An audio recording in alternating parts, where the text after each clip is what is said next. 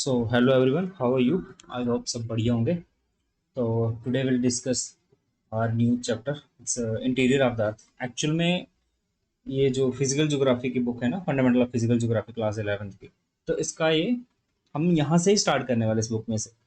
तो इससे पहले हमने जो लैटिट्यूड लॉन्जिट्यूड पढ़ा था, तो और रिवोल्यूशन एंड रोटेशन वगैरह पढ़ा था, वो सब बेसिक था ताकि आपको आगे फिजिकल ज्योग्राफी अच्छे से समझा सके। ठीक है, वो कुछ बेसिक थे और वो इंपॉर्टेंट है for examination point of view. उसके बहुत सारे क्वेश्चन बने। लैटिट्यूड लॉन्जिट्यूड में अलग अलग टाइप के क्वेश्चन बनते हैं, जो हमने देखा टाइम बेस्ड बहुत सारे क्वेश्चन बनते हैं। वो सभी क्वेश्चन को हमने अपने जो क्लास में डिस्कस कर लिया था। हम कोई भी क्लास करते हैं तो उसके बाद पी वाई क्यू एनालिसिस करते हैं। और प्रीवियस ईयर के जो पी वाई क्यू पूछे गए हैं यूपीएससी के जितने भी रिलेटेड एग्जाम है, C D S A, N D A, फिर अपना सी एस सी के कुछ बहुत पुराने पुराने एग्जाम है जहाँ लेवल ऑफ क्वेश्चन इतना ज़्यादा हाई नहीं था। ठीक है, ये स्टार्टिंग के क्लासेस हैं तो हमें बहुत डिफिकल्ट क्वेश्चन नहीं करने हैं अभी। ठीक है, तो आज का हमारा जो फर्स्ट चैप्टर है interior of the earth, physical geography हम पढ़ रहे थे। ये बुक है, एक ही बुक उठाना, हम यहाँ से स्टार्ट करेंगे। ये है हमारा भी फर्स्ट चैप्टर स्टार्ट हुआ। ठीक है, इससे पहले की कहानी मैंने बता दिया कि बेसिक था। अच्छा, कई लोगों ने कमेंट सेक्शन में पूछा था कि नोट्स की क्या स्ट्रेटजी है। नोट्स का मैंने बोला था कोई भी चैप्टर जो हम यहाँ क्लास में पढ़ते हैं उसके बाद तो क्या, अब तो आपको ये बुक उठा लेनी है। ठीक है, यही नोट्स हैं अभी आपके मेन सोर्स, यही बुक है main source. Interior of the earth chapter है ना, आज हम करेंगे। तुरंत जाके इस बुक को पढ़ना, लाइन टू लाइन जो मैं बताऊंगा क्या पढ़ना आगे, तो वही पढ़ना। उसके बाद ये जो मेरी क्लास पीडीएफ होगी, इस पीडीएफ को एक बार गो थ्रू कर लेना। क्लास के बाद पीडीएफ को गो थ्रू करना है। अगर आपको फिर भी कम लगे तुरंत, तो जस्ट आपको गूगल पे जाना है, वहाँ लिखना है इंटीरियर ऑफ द अर्थ, आगे लिख देना है यूपीएससी। जहाँ जो हम इसके अंदर टॉपिक करेंगे, जैसे स्ट्रक्चर ऑफ द अर्थ इसके अंदर टॉपिक है, वो मैं आगे बताऊंगा।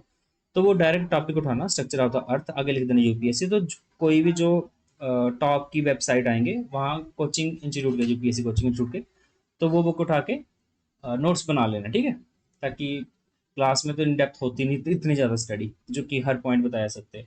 कोई भी क्लास होती है, चाहे पेड कोर्स लो चाहे फ्री कोर्स लो, वहाँ 60-70% ही कवर करवाया जा सकता है। एक लिमिटेशन होती है टीचर की भी। तो आपको क्या करना है, जो अलग अलग सोर्सेज से, जहाँ भी आप, मैंने बताया कि इंटरनेट से देखो, जहाँ मेन तो यही सोर्स है अपना। ठीक है, यहाँ पे तो सब कुछ मिल जाएगा। अगर कोई चीज़ रह जाती है तो वहाँ वो जो स्ट्रैटेजी बताई, गूगल पे जाना, नोट्स मिल जाएंगे आपको। ठीक है, तो नोट्स की कहानी खत्म होगी, ये डाउट सॉल्व हो गया। आज हम interior of the earth start करेंगे। ठीक है, ये सिलेबस है, इसमें मैंने जियोमॉर्फोलॉजी और क्लाइमेटोलॉजी का सिलेबस लगाया हुआ है। ठीक है, ओशनोग्राफी हम एंड में करेंगे, टेंशन ना। अच्छा, इंटीरियर ऑफ द अर्थ, आज की कहानी हम शुरू करते हैं। ठीक है, तो अगर इंटीरियर, हेलो, अच्छा, अर्थ का इंटीरियर हमें कैसे पता चला कि अंदर क्या है? अब अर्थ बहुत बड़ी है। ठीक है, इसका जो रेडियस है ना, वो कितना अपना 6371 किलोमीटर। ठीक है, तो 6371 किलोमीटर इतना रेडियस है। अब हमें पता ही नहीं चलेगा कि सेंटर में क्या है, ऊपर क्या है। तो अर्थ को स्टडी करने के लिए एक्चुअल में हमें अलग अलग सोर्सों पे डिपेंड रहना पड़ता है। ठीक है, तो सोर्स जहाँ तो डायरेक्ट सोर्स हो सकते हैं, डायरेक्ट, और दूसरे इनडायरेक्ट सोर्स हो सकते हैं। अब डायरेक्ट सोर्स कौन से, जैसे हमने क्या किया कि वोल्केनिक एक्टिविटी आपने देखा, वोल्केनिक। ठीक है, वोल्केनिक एक्टिविटी मतलब जो आपके वोल्केनो होते हैं और ये बड़े बड़े पहाड़ हैं जो इरप्ट होते हैं, तो हमने देखा कि लावा बाहर निकलता है, राइट। और lava is in molten state, so we can conclude कि जो अंदर, अर्थ के अंदर का जो सिनारियो है वो टेम्परेचर बहुत ज़्यादा है, तभी तो जो रॉक हैं वो मेल्ट हो गए, राइट। तो ये तो डायरेक्ट सोर्स हो गया कि हमने डायरेक्ट, डायरेक्ट का मतलब जो हम एक्चुअल में फिजिकली देख सकते हैं। ठीक है, अब डायरेक्ट हमने फिजिकल सोर्स देखा कि वोल्केनो से निकलता हुआ मोल्टन लावा, ये हमें सजेस्ट करता है कि इंटीरियर जो अर्थ के अंदर है वो क्या है, गर्मी बहुत ज़्यादा है। ठीक है, एक हमें मिल गया डायरेक्ट सोर्स वोल्केनो। फिर हमें मिला कि जो हम अलग अलग रॉक की माइनिंग करते हैं, राइट, हमने देखा कि अलग अलग डेप्थ पे अलग अलग फिजिकल करेक्टरिस्टिक हैं रॉक के। केमिकल अलग अलग हैं। फिर जो ड्रिलिंग प्रोजेक्ट होते हैं, है ना, ओशियन में ड्रिल की जाती है, ओशियन में भी डीप डीप ओशियन के जो ड्रिलिंग की जाती है, जहाँ एक ड्रिलिंग प्रोजेक्ट था, उसका नाम है, ये नोट कर लेना, कोला पेनिसुला में हुआ था, पेनिसुला रशिया में, डीप ड्रिलिंग प्रोजेक्ट है, डीप ड्रिलिंग। कितनी इसमें ड्रिल की थी? 12 किलोमीटर। तो इतनी डेप्थ में ही हमारा क्या हुआ कि जो इंस्ट्रूमेंट थे वो मतलब एक तरह पिघल नहीं लगे, इससे ज़्यादा हमारी लिमिटेशन थी, मशीनें काम ही ना करें, क्योंकि टेम्परेचर इतना ज़्यादा बढ़ गया। अच्छा, तो डीप ड्रिलिंग जब हमने किया कहाँ, कोला पेनिसुला रशिया में, तो हमने ऑब्जर्व किया कि हमारा टेम्परेचर बहुत ज़्यादा बढ़ रहा है। कितना बढ़ रहा था? हर 32 मीटर पे 1 डिग्री टेम्परेचर बढ़ जा रहा था, 1 डिग्री सेल्सियस टेम्परेचर बढ़ रहा था। ठीक है, कितना? हर 32 मीटर पे। ठीक है, ये नोट कर लेना, हर 32 मीटर पे, अराउंड 32 मीटर पे 1 डिग्री सेल्सियस टेम्परेचर बढ़ रहा था। किसकी वजह से? क्योंकि अर्थ के अंदर क्या है, radio active element, radio active material बोल दो जहाँ। ओके, तो हमने देखा कि डायरेक्ट सोर्स में हमने वोल्केनो हमारे डायरेक्ट सोर्स हैं, रॉक माइनिंग, जो अलग अलग तरह के हैं, रॉक माइनिंग करते हैं, डीप ड्रिलिंग प्रोजेक्ट हो गए, ओशियन की फ्लो चेकिंग करते हैं हम, है ना, तो वहाँ पे, तो ये हमारे डायरेक्ट सोर्स जो हमने एक्चुअल में देख रहे हैं। अब ये देखो, डीप ड्रिलिंग भी कितना कितना 12 किलोमीटर, कंपेयर टू ये अपना रेडियस ऑफ द अर्थ कितना कम है, तो हम डीप ड्रिलिंग भी बड़ी कम ही कर पाए हैं। ठीक है, तो ये एक ही है सब दुनिया की सबसे डेप्थ में जो ड्रिल की गई है वो 12 किलोमीटर। कहाँ? कोला पेनिसुला रशिया में। ये थोड़ा इंपॉर्टेंट है, याद रखना, राइट। कलर चेंज कर लेते हैं। अब करते हैं indirect source. In okay, indirect source में हम बात करें सबसे पहले, अच्छा, ड्रिलिंग प्रोजेक्ट में ही देखो, ड्रिलिंग प्रोजेक्ट में हमने क्या नोट किया कि जो rate of change of temperature and pressure, rate of change of temperature plus and pressure, हमने इनडायरेक्ट सोर्स है हमारा, नहीं कि हमने देखा कि हमने क्या किया, ड्रिल की, वो था डायरेक्ट सोर्स। इनडायरेक्टली हमने क्या ऑब्जर्व किया कि टेम्परेचर बढ़ रहा है, तो इसका मतलब अर्थ का जो इंटीरियर है वहाँ टेम्परेचर बड़ा ही एक्सट्रीमली हाई होगा।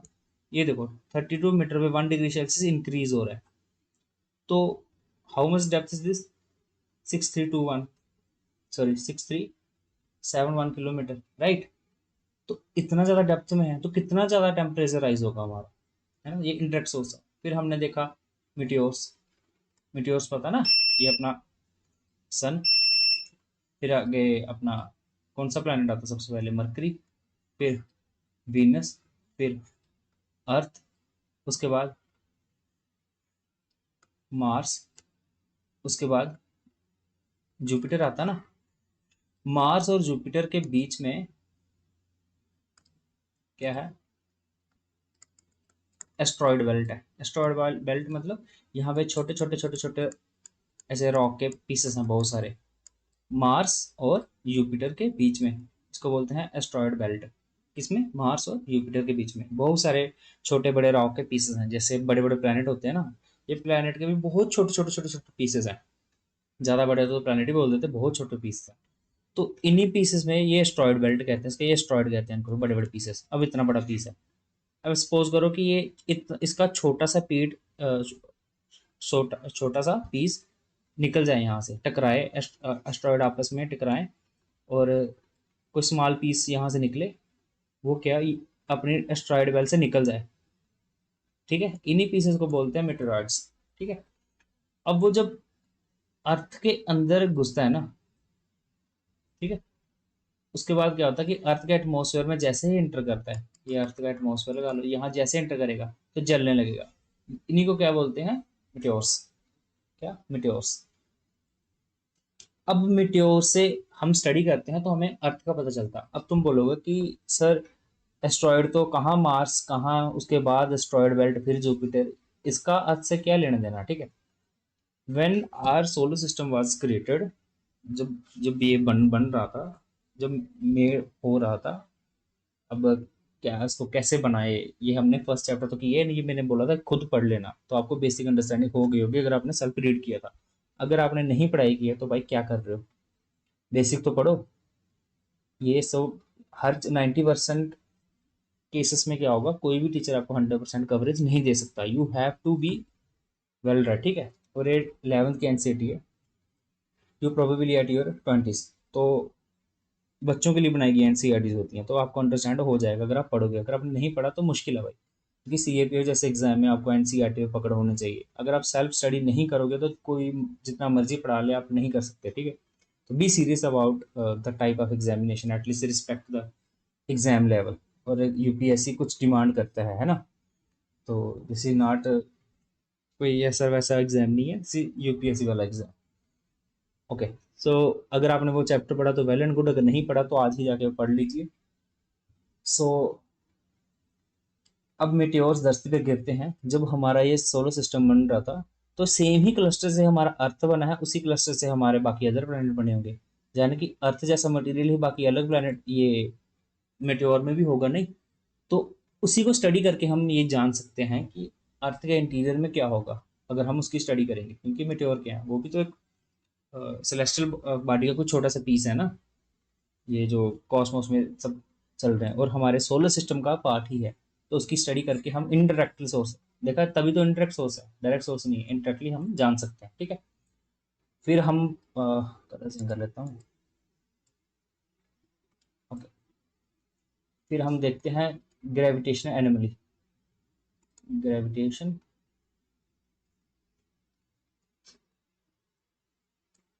एनोमली, अब हमारी अर्थ है। मैंने पहली क्लास में बताया था कि अर्थ का जो रेडियस है पोल पे स्मॉलर और इक्वेटर पे ज़्यादा है। तो आप नोट करोगे कि अर्थ, अब ग्रेविटी कहाँ से रिलीज होती है, सेंटर से। और फन फैक्ट है कि सेंटर में ग्रेविटी जीरो होती है, बिल्कुल सेंटर में अर्थ के ग्रेविटी होती नहीं है। लेकिन हमारी जो ग्रेविटी की इनिशियल स्टेज है वो कहाँ से होती है, सेंटर से।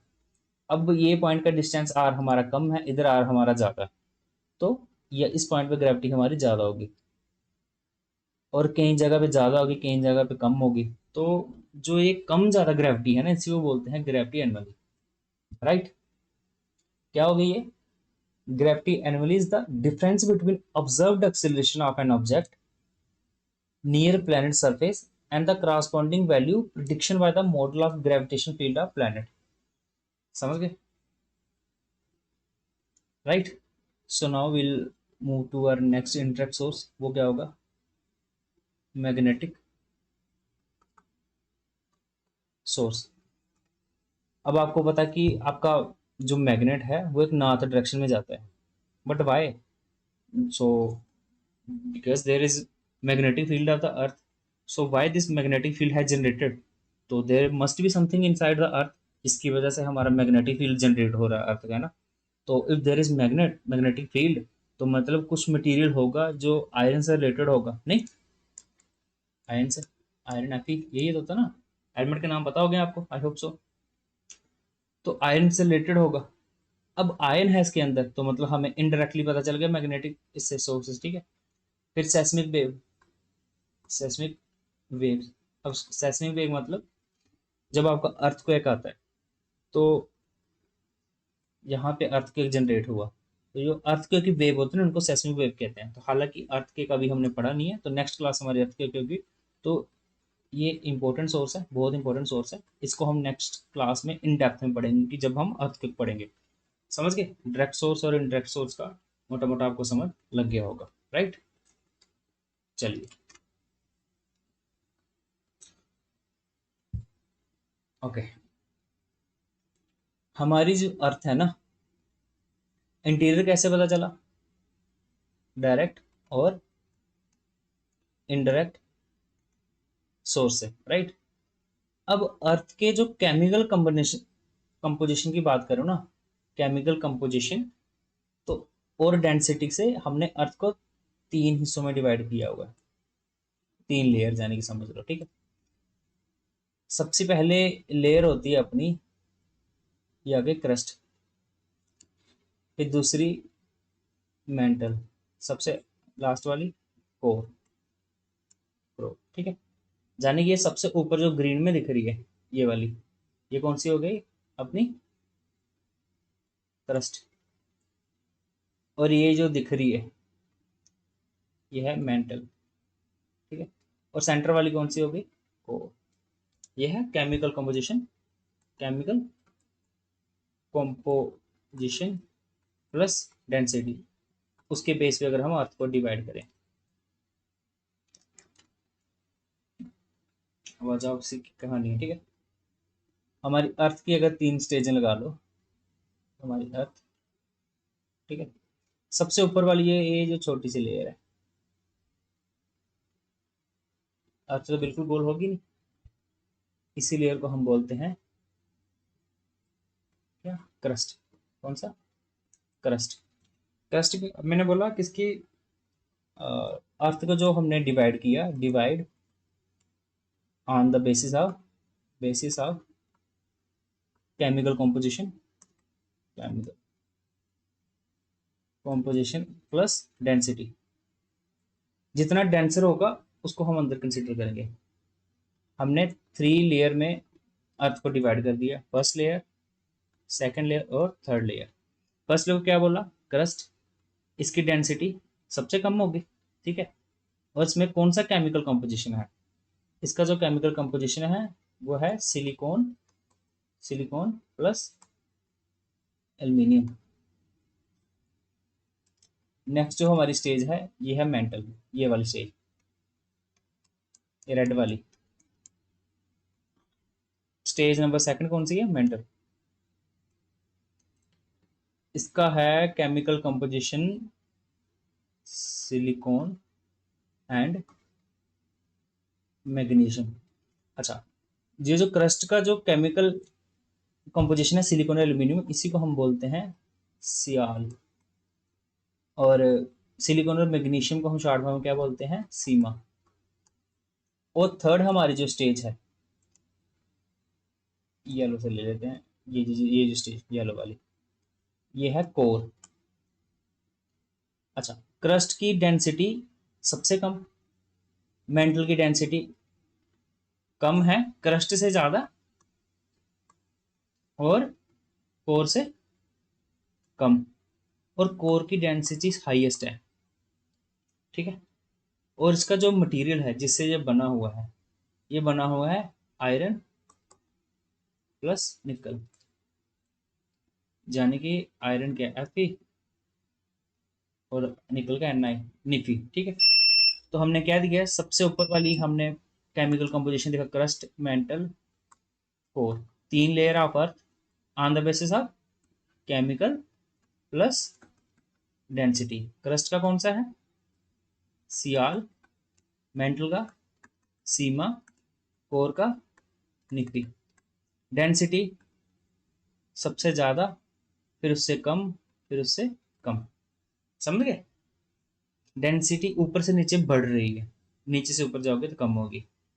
ये होगा, अर्थ को 3 लेयर में डिवाइड करेंगे अगर हम उसको केमिकल कंपोजिशन और डेंसिटी के बेसिस पे डिवाइड करेंगे, राइट।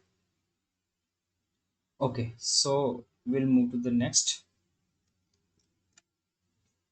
ये हमने बेसिक पढ़ लिया कि हमें अर्थ के बारे में कैसे पता चला, डायरेक्ट सोर्स और इनडायरेक्ट सोर्स है, ठीक है, वो मैंने आपको बता दिया।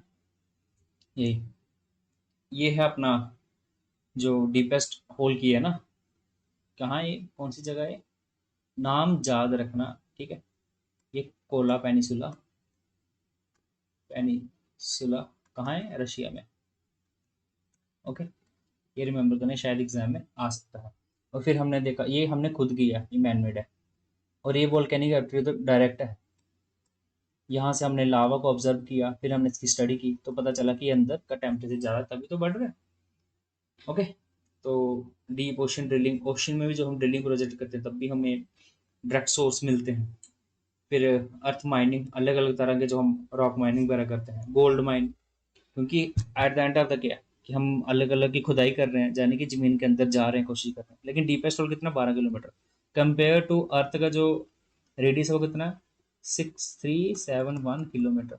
तो हमने एक्चुअल में बहुत ही कम खुदाई की अभी तक ज़्यादा किया नहीं। इंडायरेक्ट सोर्स मीटेराइट्स, मीटेराइट्स क्या है, अगर ऊपर हैं अर्थ के एटमॉस्फेयर तो अंदर आ गए तो क्या बनेंगे मीटियोर्स, ये मीटियोर्स, ये देखो। फिर हमने देखा कि ग्रेविटेशन फोर्स हर एक लैटिट्यूड पे अलग अलग है। फर्स्ट क्लास में बताया था सबसे ग्रेटर लैटिट्यूड, ग्रेट सर्कल कौन सा अपना, इक्वेटर। फिर स्मॉल सर्कल होते जाएंगे हमारे, ठीक है। नॉर्थ पोल पे तो पॉइंट ही बच जाएगा। और जैसे आते आप अर्थ के इक्वेटर से पोल की तरफ जा रहे हो तो अर्थ का रेडियस भी कम हो रहा है, राइट। पोल पे तो सबसे कम रेडियस है ना। तो इसका मतलब लैटिट्यूड के अप डाउन से हमारी जो ग्रेविटी है वो भी कम ज्यादा होगी, राइट। क्योंकि सबसे ज्यादा ग्रेविटी कहाँ होगी, पोल पे। अर्थ का रेडियस कम है, इक्वेटर पे रेडियस ज्यादा है, तो इक्वेटर पे ग्रेविटी कम होगी। सो वी कैन से कि there is anomaly between the, जो हमारी एक्चुअल कितनी होनी चाहिए 9.8 metre per second, acceleration due to gravity इतना होता है ना, एवरेज इतना है। लेकिन एक्चुअल में हर एक पॉइंट पे ऐसा नहीं होता, कहीं पॉइंट पे जहाँ हो सकता है 10-11 हो, यहाँ पे हो सकता है 7-8 हो। सच में फैक्चुअली फैक्ट नहीं बता रहा, ऊपर नीचे होता है, ये फैक्ट है कि ऊपर नीचे होता है, एग्जैक्ट कितना होता है वो आप पढ़ लेना, ठीक है। अब तो इसका मतलब जो हमने प्रिडिक्शन किया उससे अलग होगी, एक्चुअल में तो अलग होगी। यही जो हमने प्रिडिक्ट किया और एक्चुअल है, इसी डिफरेंस को एनोमली बोलते हैं, ठीक है, ग्रेविटेशन एनोमली।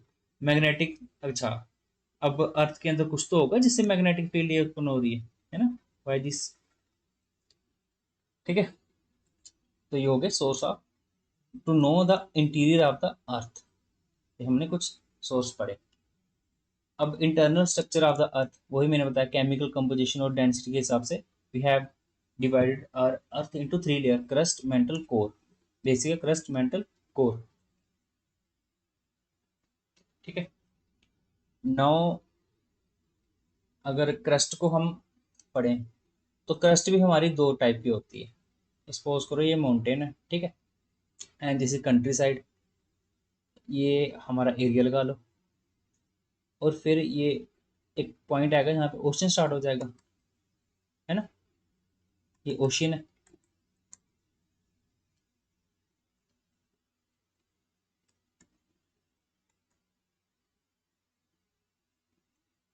ये किश्ती बीच में चल रही है ओके। सो ये जो पोर्शन है ना, यहाँ पे एक्चुअल में लैंड है, इसको बोलते हैं कॉन्टिनेंटल क्रस्ट। कौन सी, कॉन्टिनेंटल क्रस्ट। और what is this, this is पानी, सारा समंदर, तो ये कौन सी होगी, ocean crust, ocean crust, okay. So what we have study कि क्रस्ट दो टाइप की होती है, एक होती है कॉन्टिनेंटल क्रस्ट, एक होती है ओशियन क्रस्ट। जो कॉन्टिनेंटल क्रस्ट है, इसका डेप्थ आप लगा लो, ये कोई अराउंड 34 किलोमीटर तक की होती है, ठीक है। क्योंकि ओशन करंट फिर क्या बचा है, कोई 5-6 किलोमीटर, ये लगा लो 5 kilometre ocean current, ocean crust, right. अब क्रस्ट किससे बनी हुई है, मैंने क्या बताया कि this is made of sial. और ये अपनी ओशन क्रस्ट, ये क्योंकि मेंटल के बिल्कुल पास है, ये बनी हुई है सीमा, किससे, sima, okay. So will move to next. Okay, so हम क्रस्ट को थोड़ा फर्दर हम स्टडी कर लेते हैं इसकी। तो देखो अलग अलग बुक पे अलग अलग आप दिया होगा, ठीक है, कि कहीं पे आपको 100 किलोमीटर दिया होगा। एक्चुअल में क्रस्ट यही होती है 100 किलोमीटर तक, लेकिन आपको अलग अलग बुक पढ़ोगे एनसीईआरटी के अकॉर्डिंग, तो ये ऊपर नीचे हमें डेटा बताएगा, ठीक है। ये लिथोस्फेयर की होती है, एक्चुअल में 100 किलोमीटर अपना लिथोस्फेयर है। जो क्रस्ट है हमारी वो हम 34 किलोमीटर तक ही कंसिडर करते हैं, बाकी 100 किलोमीटर अपनी लिथोस्फेयर। अब लिथोस्फेयर क्या होता है वो हम फर्दर पढ़ेंगे, क्रस्ट को ही थोड़ा पढ़ लेते हैं। क्रस्ट क्या है, सबसे ऊपर वाली लेयर, ठीक है, बहुत छोटी है, इवन की लेस देन 1% से भी कम है क्रस्ट अपनी, ठीक है। 1% से भी कम है पूरे अर्थ का। देखो सबसे बड़ा पार्ट आपको कौन सा दिख रहा है, मेंटल, तो मेंटल सबसे ज्यादा एरिया कवर करती है। सेकंड नंबर पे ये अपना कोर, और थर्ड नंबर पे क्रस्ट, यानी कि मेंटल, फिर core, crust, mantle, core, crust. ये क्या आ गया अपना एरिया कवर कौन सा ज़्यादा करता है, ठीक है, वॉल्यूम जा कंसिडर कर लो। अब ये क्रस्ट को हमने जूम आउट किया है, तो दो तरह की, एक है ओशियनिक क्रस्ट, एक है कॉन्टिनेंटल क्रस्ट। ओशियनिक क्रस्ट किससे हमें बनी हुई है, सीमा, राइट। कॉन्टिनेंटल क्रस्ट किससे, सीआर। सीमा यानी कि सिलिकॉन और मैग्नीशियम, सीआर सिलिकॉन और एल्यूमिनियम, राइट। ओके, अब क्रस्ट के बारे में थोड़ा फैक्चुअल हम पढ़ लेते हैं। यही represent less than 1% of the earth volume, है ना। The temperature of the earth crust increase with depth by as much as 32 degree Celsius for every 1 kilometre. मैंने बोला वही बोला ना, 32 मीटर में जाएंगे किलोमीटर टेम्परेचर बढ़ जाएगा, तो यही इन्होंने 32 डिग्री लिखा फॉर एवरी 1 किलोमीटर। इसको कन्वर्ट करोगे तो यही आएगा। तो ये इंपॉर्टेंट है कि क्रस्ट, वही मैंने बताया ना कि जब हम ड्रिलिंग में हमें पता चला कि जैसे ही as we go down in the earth the temperature has rise approximately 32 metre पे 1 डिग्री सेल्सियस हमारा टेम्परेचर बढ़ रहा था। सो वही, यही कहानी इधर लिखी हुई है, किसी हाल से बना हुआ है। और द ओशनिक क्रस्ट है वो किससे बना हुआ है, सीमा से। ओशनिक क्रस्ट टाउन है सीमा, किससे बना हुआ उससे, ठीक है। ओके, सो अब लिथोस्फीयर क्या होती है, इसको मैं थोड़ा आगे बढ़ाता हूँ। मेंटल, मेंटल का भी वही बताया कि सबसे एरिया कवर करती है मेंटल, यानी वॉल्यूम सबसे ज़्यादा है। और ये इसको रहने दो, चलो मैं थोड़ा सा और पढ़ा लेता हूँ, फिर आप नोट्स पढ़ोगे तो ज़्यादा बेटर समझ आएगी आपको, ठीक है। ओके, सो ये लो, ठीक है। ये अब हम एक थोड़ा सा डायग्राम बना लेते हैं। ये हम यहाँ से स्टार्ट करेंगे हम, ये है अपना कॉन्टिनेंटल क्रस्ट, क्या, कॉन्टिनेंटल क्रस्ट। अब बीच में समंदर आ जाएगा, ठीक है, इसको समंदर मान लो।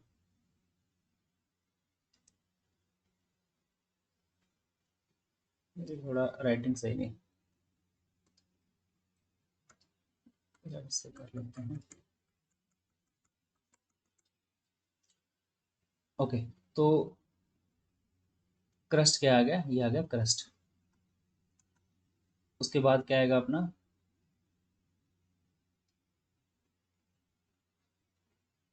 मेंटल, है ना। तीन ही तरह से डिवाइड किया ना हमने। फिर हमने क्या बोला, कोर। ये किस पे हमने डिवाइड किया, अगर हम अर्थ को केमिकल कंपोजिशन और, ओके, ये किस पे हमने डिवाइड किया, अगर अर्थ को हम केमिकल कंपोजिशन और डेंसिटी के हिसाब से हम करें, तो सबसे ज़्यादा डेंसिटी किसकी होगी, density, density increase, temperature, temperature भी इंक्रीज होगा एज वी गो डाउन, समझ गए। तो अपनी नोटबुक पे बना लेना है कॉन्टिनेंटल क्रस्ट, और ये कौन सी होगी, अपनी ओशियनिक क्रस्ट, ठीक है। ओके, सो क्रस्ट हमारी किससे बनी है, मेनली सियाल, यानी सिलिकॉन और एल्यूमिनियम। ओशन क्रस्ट किससे, क्योंकि मेंटल से अबव है तो सीमा, सीमा यानी कि सिलिकॉन और इसका ये सेंटर में लिखे थे, पूरी हमारी किससे बनी हुई है, सीमा। और कोर किससे बनी हुई है, NiFe, यानी कि निकल और आयरन से। ये हमने किस पे डिवाइड किया, on the basis of chemical composition and density, उसके हिसाब से। अब फिजिकली भी हम चेक करेंगे ना कि फिजिकली हमारी अर्थ को कैसे डिवाइड कर सकते हैं। अगर फिजिकली करेक्टरिस्टिक की हम बात करें फिजिकल से, तो अर्थ को हम डिवाइड कर सकते हैं सबसे पहली लेयर सॉलिड की, ठीक है। अब अर्थ का हमने देखा कि, मैं वाइट ले लेता हूँ, ठीक है। अभी हम फिजिकली करेक्टरिस्टिक की बात करेंगे। अराउंड 100 किलोमीटर तक, थोड़ा सा पेन हैंग हो गया मेरा, ओके। 100 किलोमीटर तक हमारी अर्थ पूरी सॉलिड है। ठीक है, तो अर्थ क्रस्ट प्लस ये कुछ मेंटल का पार्ट। ठीक है, इतना जो हमारा एरिया है इसको हमने बोला लिथोस्फेयर। लिथोस्फेयर क्योंकि ये क्या है, सॉलिड पूरा। क्या बोला, लिथोस्फेयर। अच्छा, फिर हमने देखा कि जो इसके बिल्कुल इमीडिएट लोअर पोर्शन है ये है रेड येलो, ये है सेमी सॉलिड। सेमी सॉलिड, इस लेयर को हमने बोल दिया एस्थेनोस्फेयर। ASTHENOSPHERE, asthenosphere. ठीक है, सॉलिड वाली हमने कौन सी देखी, लिथोस्फेयर। इमीडिएट इसके जो नीचे है वो कौन सी है, सेमी सॉलिड है। क्योंकि ये फिजिकली हम बात कर रहे हैं ना, अर्थ को हमने फिजिकली उसके बेस पे हमने डिवाइड किया, तो हमने सॉलिड देखा, सबसे ऊपर वाली लेयर सॉलिड है तो उसको क्या बोला हमने, लिथोस्फेयर। फिर हमने देखा सेमी सॉलिड नीचे वाली, उसके उसको क्या बोला, एस्थेनोस्फेयर। और सेमी सॉलिड के नीचे वाली जो लेयर है ना, ये वाला ब्लू लेते हैं। ठीक है, ये है अपनी कौन सी है, ये है मीजोस्फेयर। मीजोस्फेयर, और ये लेयर है सॉलिड। ठीक है, अब आप बोलोगे ये सॉलिड है, ये सेमी सॉलिड है, फिर सॉलिड आ गया। अच्छा, इसके नीचे आती है बेरिस्फेयर, जो क्या है, लिक्विड है। फिर उसके बाद नीचे फिर सॉलिड। ओके, सबसे ऊपर हमारा सॉलिड कैसे, क्योंकि यहाँ टेम्परेचर थोड़ा कम है और डेंसिटी थोड़ी ठीक ठाक है, तो सॉलिड है। मेंटल की डेंसिटी बेशक ज़्यादा है, लेकिन टेम्परेचर इतना ज़्यादा है, एज आई टोल्ड यू, कि एज हम अर्थ के नीचे नीचे जाते जाएं तो हमारा टेम्परेचर बढ़ रहा है और प्रेशर भी बढ़ रहा है। तो इस लेयर तक हमारा 100 किलोमीटर, तो क्या है ये, लिथोस्फेयर। लिथोस्फेयर 100 किलोमीटर तक तो क्या है, कि सॉलिड ही है। लेकिन 100 किलोमीटर के नीचे क्या होगा, कि टेम्परेचर इतना ज़्यादा है कि ये जो मटेरियल है ये पिघलने लगेगा, इट विल मेल्ट डाउन। तो मेल्ट हो जाएगा, मेल्ट होगा, लेकिन प्रेशर इतना ज़्यादा है कि कंप्लीटली लिक्विड फॉर्म में कन्वर्ट होने ही नहीं देगा। तो इसलिए वो नहीं पूरी तरह से लिक्विड होता है, नहीं कंप्लीटली सॉलिड रहता, वो सेमी सॉलिड की फॉर्म में रहता है। समझ गए। अब स्थैनोस्फेयर की जो डेप्थ है वो है 700 किलोमीटर। अब 700 किलोमीटर तो सेमी सॉलिड रहा, लेकिन इस पॉइंट पे ये सीमा है, ये भी है ना, क्योंकि ये मेंटल है। इस पॉइंट पे आता है क्या, कि प्रेशर इतना ज़्यादा बढ़ चुका है कि बेशक टेम्परेचर इतना ज़्यादा है, लेकिन वो फिर भी सॉलिड रह रहा है। क्यों, प्रेशर की वजह से, प्रेशर की वजह से। राइट। अब इससे नीचे आओ तो आप बोलोगे सर ये लिक्विड क्यों है। जो इसके नीचे वाली जो लेयर है, कोर लेयर, कोर मतलब ये लिक्विड की है ऊपर और नीचे सॉलिड है। फिर लिक्विड इसलिए है कि इधर हमने क्या ऑब्जर्व किया, कि इसका एलिमेंट कंपोजिशन अलग है, केमिकल कंपोजिशन इसका है निकल और आयरन। जो NiFe, यानी ये जो जिसका ये केमिकल कंपोजिशन है, इसका मेल्टिंग पॉइंट सीमा से कम है, जिसकी वजह से क्या होगा, ये वाली जो हमारा सरफेस है ये मेल्ट हो जाएगी यहाँ पे, तो लिक्विड हो जाएगा। सेमी सॉलिड नहीं, लिक्विड, क्योंकि टेम्परेचर हमारा बढ़ रहा है, इसकी वजह से पिघल जाएगा। प्रेशर तो है, लेकिन निकल और आयरन का जो मेल्टिंग पॉइंट है वो सीमा से कम है, इसलिए सीमा लेयर है जो इस पॉइंट तक 700 किलोमीटर से आगे 2900 किलोमीटर तक ये सॉलिड ही रह रही है। प्रेशर की वजह से इतना टेम्परेचर नहीं मिल रहा कि लिक्विड हो जाए, लेकिन निकल आयरन का जो केमिकल कंपोजिशन है वो लिक्विड मेल्ट हो जाता है इस टेम्परेचर पे। ठीक है, इसलिए लिक्विड है। अब बिल्कुल आप कोर के भी इनसाइड अगर देखोगे, कि कोर का भी हम डिवाइड कर देते हैं फर्दर, कि अपर कोर लगा लो, अपर कोर, ये हमने लगा ली लोअर कोर। ओके, अब लोअर कोर सॉलिड है, रीजन कि इतना ज़्यादा प्रेशर, ऑलमोस्ट पता नहीं कितना इतने डेप्थ में इतना ज़्यादा प्रेशर होगा कि ये लेयर अपनी हो जाएगी सॉलिड। राइट, समझ गए। अब आप नोट करोगे कि हमारा, अच्छा तो मैं इसको इधर लिख ही देता हूँ। कुछ चीज़ें जो फैक्चुअल है अपना क्या है कि 32 मीटर हम डाउन जाएंगे तो 1 डिग्री सेल्सियस हमारा टेम्परेचर, अरे यार पेन को क्या हो गया, 1 डिग्री सेल्सियस टेम्परेचर बढ़ जाएगा फॉर दिस। ठीक है, और 100 किलोमीटर तक पहुंचते पहुंचते हमारे रॉक मेल्ट करना शुरू कर जाते हैं। ये देखा लिथोस्फीयर। ठीक है, अच्छा आप एक चीज ऑब्जर्व करो कि यहाँ तक हम इसको डिवाइड कर सकते हैं, इसको मेंटल को भी दो हिस्सों में। ओके, हमने इसको भी डिवाइड कर लिया। इसको भी हम बोल सकते हैं अपर मेंटल, इसको बोल सकते हैं लोअर मेंटल। ठीक है, जिससे हमें पढ़ने में थोड़ा इजी हो जाएगा।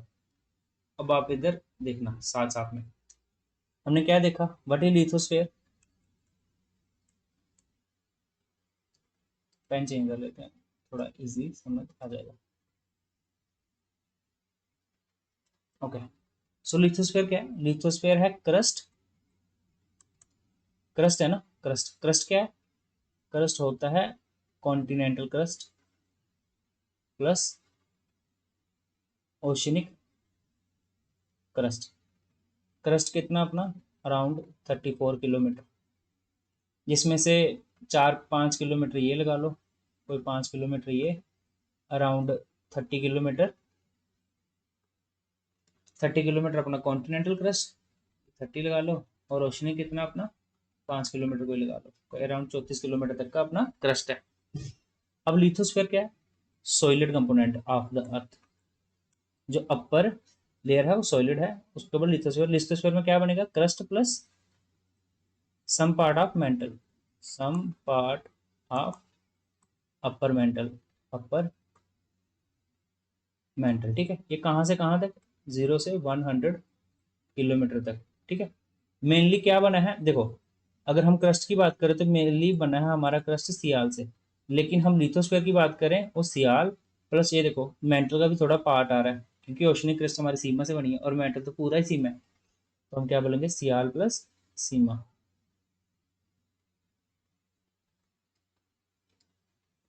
फिर हमारा नेक्स्ट जो लेयर है, नेक्स्ट लेयर कौन सी है, एस्थेनोस्फेयर है ना, ASTHENOSPHER। एस्थेनोस्फेयर किससे बनी है, ओके, अपर मेंटल, अपर मेंटल। ठीक है, और कुछ बना है नहीं, ये सिर्फ अपर मेंटल से बनी है, लोअर भी नहीं बनी, अपर मेंटल। और ये इसकी डेप्थ कितनी है, 100 से 700 किलोमीटर तक,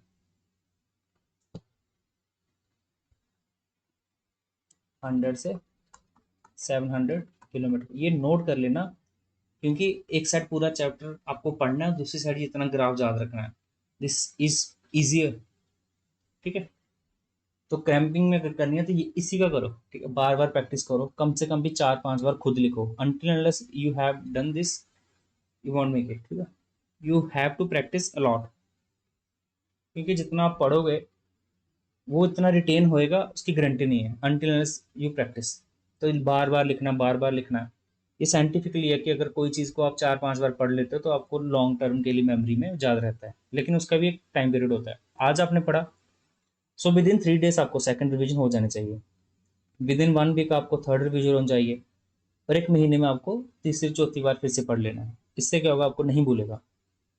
अगर आपने आज पढ़ा फिर आप भूल गए, फिर पूरा सिलेबस खत्म होने के बाद फिर पढ़ोगे, तो फिर आपको फिर से स्टार्ट करना पड़ेगा। सो बेटर साथ साथ में नोट्स बनाते जाओ। अपने नोट्स बनाने का ये बेनिफिट रहता है कि आपको एंड ऑफ द डे सिर्फ अपने नोट्स पढ़ने हैं। जैसे मुझे अगर ये सब चीज़ें हैं पता है, तो एनसीईआरटी पढ़ने में मुझे इतनी डिफिकल्टी नहीं होगी। और दूसरा, एग्जाम टाइम में मैं जब यही देखूंगा तो मुझे पता चल जाएगा कि हाँ, कि this I have to do, कि बस ये ग्राफ मैंने देखा तो पूरी डेप्थ समझ लग जाएगी पूरे चैप्टर की। अदरवाइज आपको पूरा चैप्टर लाइन बाय लाइन पढ़ना पड़ेगा। इससे क्या होगा कि इजी मुझे अंडरस्टैंड हो जाएगा कि यार लिथोस्फीयर क्या होती है, डायरेक्टली बता सकता हूँ। ये तो नीचे में इसलिए लिख रहा हूँ ताकि आपको अंडरस्टैंड हो जाए, अदरवाइज मैं वो सिर्फ ग्राफ पढ़ के ही अंडरस्टैंडिंग हो जाएगी। ओके, सो स्थानोस्फीयर क्या है, ये कौन सी है, वो सॉलिड थी, ये क्या है, सेमी सॉलिड, सेमी सॉलिड। ये हम कौन से बेसिस पे डिवाइड कर रहे हैं, ये हम कर रहे हैं फिजिकल बेसिस पे। Divide on the basis of physical basis. Asthenosphere की कहानी होगी, ठीक है। एस्थानोस्फीयर किससे बनी है, क्योंकि मेंटल पूरा है किससे बना है, सिलिकॉन एंड एल्यूमिनियम, राइट। अब हम अल्टरनेट कलर चेंज कर देते हैं। एस्थानोस्फीयर के बाद कौन सी स्फीयर है, मीसोस्फीयर। मीसोस्फीयर ये किससे बनी है, मीसोस्फीयर क्या है, एक तो है अपनी लोअर मेंटल, बस लोअर मेंटल ही है, लोअर मेंटल। फिजिकल स्टेट क्यों, सॉलिड सेमी सॉलिड, ये क्या होगी, सॉलिड। अगर ये पूरी ही सेमी सॉलिड होती मेंटल तो हम एक ही लेयर मानते हैं इसको, दो लेयर में हम डिवाइड नहीं करते, क्योंकि ये फिजिकली हमने देखा कि इसका फिजिकल कंपोजिशन क्या है, वो सॉलिड है, फिर सेमी सॉलिड है। अब मीजोस्फीयर क्या है, सॉलिड है, तो लोअर मेंटल क्या है, सॉलिड। 700 से अराउंड 2900 किलोमीटर, 2900 किलोमीटर, ओके। और हमारा अर्थ का रेडियस कितना है, 6371 किलोमीटर, ठीक है। ये हमने एवरेज इतना लिया हुआ है, राइट। अब पोल्स पे डिफरेंट होगा, पोल पे कम होगा एंड इक्वेटर पे ज़्यादा है। तो मीजोस्फीयर की कहानी पढ़ ली, ये किससे बननी है, हमारा पूरा ही मेंटल बना है silicon and magnesium, Seema, okay. Solid है, रिजिड है। फिर हमने कौन सी लेयर पढ़ी, फिर हमारी लेयर आती है बेरिस्फेयर, ठीक है। बेरिस्फेयर हमने क्या देखा, आउटर में क्या है, कोर में है, बेरिस्फेयर कहाँ है, कोर में। तो आउटर में क्या है और इनर, आउटर में है ये अपना कौन सा लिक्विड,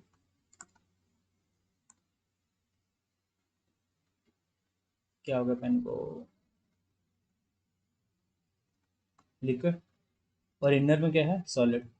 अब लिक्विड क्यों है, क्योंकि NiFe यानी कि निकल और आयरन का melting point compare to sima is lower, so ये लिक्विड है। और जो हमारा इनर कोर है वहाँ प्रेशर इतना ज़्यादा है जिससे ये लिक्विड रहता है, नहीं सॉलिड हो जाता है, ठीक है। लिक्विड है, ठीक है। कहाँ से लेकर कहाँ तक, 2900 किलोमीटर टू 5188 किलोमीटर। इसको डिवाइड कर लो कहाँ तक, 5188 किलोमीटर। अब मैं स्लाइड से इसलिए नहीं पढ़ा रहा क्योंकि स्लाइड से पढ़ गए ये सब चीज़ें, मैं हम वहाँ कोई डायग्राम मिला ही नहीं जो इस तरह से अच्छे से दिया हो। तो एक बार खुद बनाओगे तो आपको इजीली समझ लग जाएगा, बस एक ही बार आपको प्रैक्टिस करना है इसका, तो इसके बाद बिना देखे हुए करना है तो आपको सिंपली आ जाएगा, डिफिकल्ट नहीं है ज़्यादा है। 5188 किलोमीटर से पूरा अर्थ का इंटीरियर 6371 किलोमीटर, ये लिक्विड है सॉलिड, इतनी कहानी हो गई। तो ऑलमोस्ट आपका चैप्टर कंप्लीट हो चुका है, समझ गए। हमें पढ़ना है कि अर्थ के क्रस्ट में कौन कौन सा एलिमेंट ज़्यादा मिलता है, फिर अर्थ के इंटीरियर में कौन कौन सा एलिमेंट ज़्यादा मिलता है, तो उसके भी हमें डेप्थ में पढ़ेंगे, राइट। तो बेसिक बेसिक इतना आपने देख लिया होगा, समझ गए। एक बार मैं एक बार इसको पॉज करना अभी वीडियो को, और तुरंत एक बार अच्छे से ध्यान से देखना कि क्या चल रहा है, ठीक है। ओके, तो हम अपनी स्लाइड पे वापस आते हैं।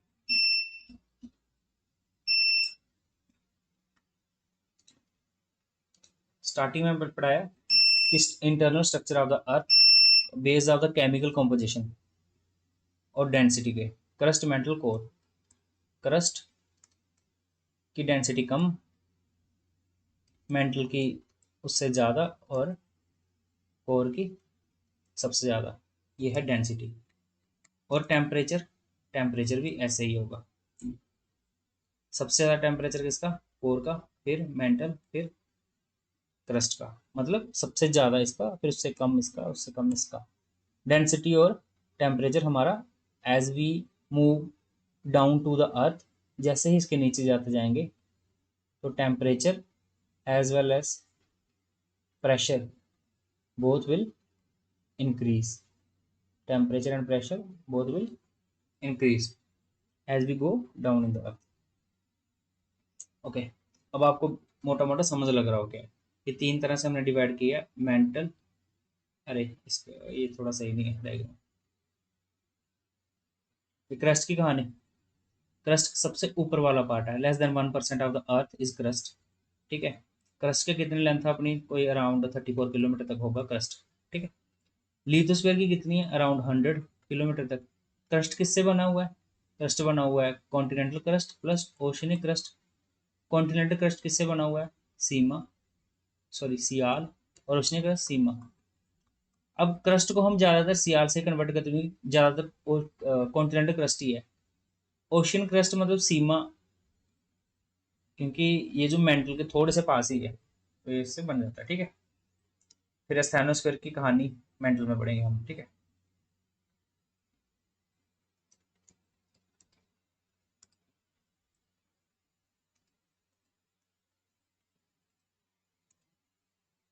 ओके। इंक्रीज डेप्थ एज मतलब 32 degree Celsius for every 1 kilometre. तो वही है 32 मीटर पे 1 किलोमीटर बढ़ेगा। कि हमारा less than 1% of the earth volume crust का है। किससे बना है, सियाल। सियाल क्या है, सिलिका एंड एल्यूमिनियम। ठीक है।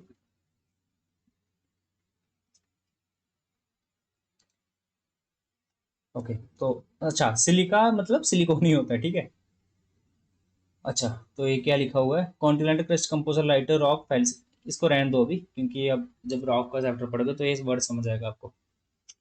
अच्छा, ये सेकंड क्या लिखा है कि ओशियनिक क्रस्ट टर्म्ड एज सीमा, किससे बनी है, सिलिकेट एंड मैग्नीशियम, यानी सिलिकॉन और मैग्नीशियम से ओशियनिक क्रस्ट बनी हुई है, जैसे कि बताया। अब लिथोस्फीयर क्या है, लिथोस्फीयर है रॉक सॉलिड जो सरफेस है अपना अर्थ का, वो है लिथोस्फीयर।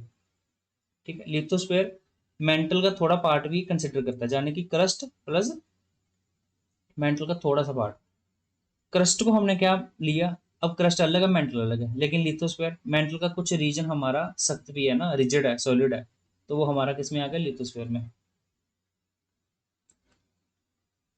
ओके, सो ये एक बार रीड आउट कर लेना।